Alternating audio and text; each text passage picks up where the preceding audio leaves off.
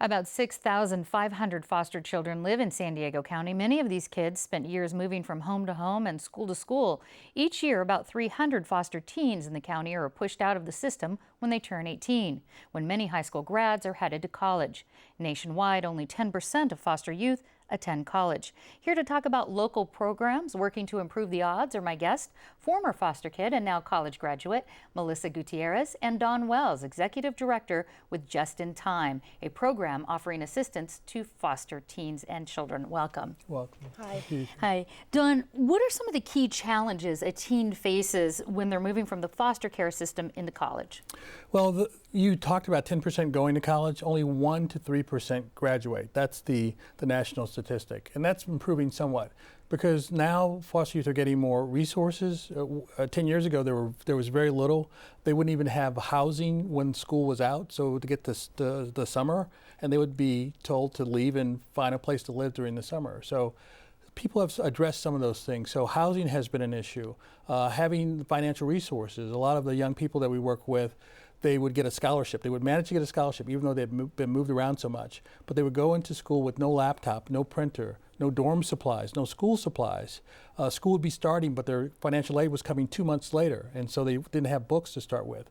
So there was a lot of resource issues, but the biggest thing really is a lack of connection. To come onto a college campus for the first time, to be the first person in your family to come there, and to have no one there who's rooting for you, no one who's saying that we know this is difficult, but you can make it, nobody to call if a problem comes up. That's really, I think, the biggest challenge for foster youth. You actually have a program called College Bound within this. What does that program do to help? Well, College Bound started in 2006, and it was really to fill in those resource gaps so that you did have a laptop and printer, so you could compete. So when you went into your dorm room, you didn't feel like I don't belong here. But over the course of time, what we found was that getting those resources was fine, but having a connection to people was really more important. So we have lots of volunteers who provide that kind of support. And we'll talk a little bit about that because, Melissa, you were in and out of foster care, I understand, since a very early age. What were some of the specific barriers that you felt you faced? You're 18, you want to go to college. What were some specifics that you had to deal with?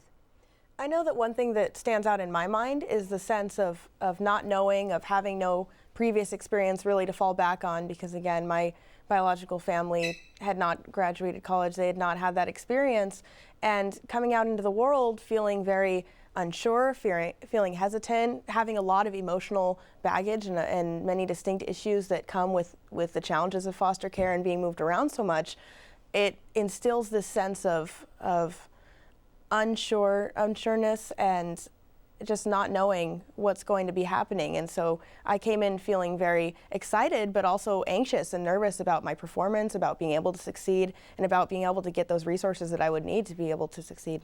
And what helped you either relate to other students or overcome not relating to other students going through your college career? I think, to speak to what Dawn was saying, it really is about those formal emotional connections.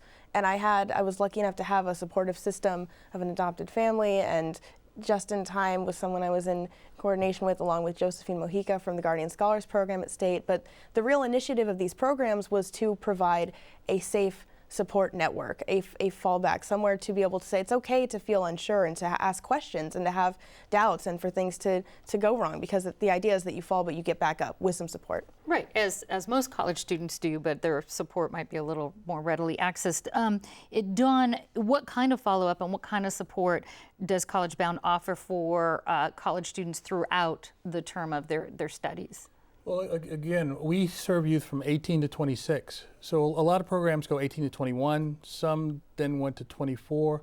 And we feel that going into the age of 26 is really important because you really need to be with the young person throughout that whole time. A lot of what we were talking about in terms of getting trust, that takes a while to establish. And it takes building, expanding that network over time. So you might start out the first year, you have 2 people you can rely on, then 4, and then 6, and then 8. We had a young woman who went to UCLA, and she came to one of our programs, and she said she had 8 distinct volunteers that she had connected to over that time. She talked about what she got from each one of those individuals. Sounds helpful. Now, Melissa, you've graduated from SDSU this year, and you're looking into going into a master's program. What do you want to tell other foster kids about going to college? that it's possible. That I think that even though I know that I'm very familiar with the statistics, everyone's goal should be to not become that statistic, and that there are so many different programs and resources available in your area, even around you, and to just take advantage of those and really never limit yourself by what someone has told you, by what you've told yourself. I know there was a period where I thought, well, I don't know if this is right. I don't know if I can do this. And there's a lot of doubt. There's a lot of self-talk that needs to be cut out, and just you need to look to the future. Well, you did it. So congratulations, Melissa Gutierrez and Don Wells. Thanks very much. Thank you. Thank you so much.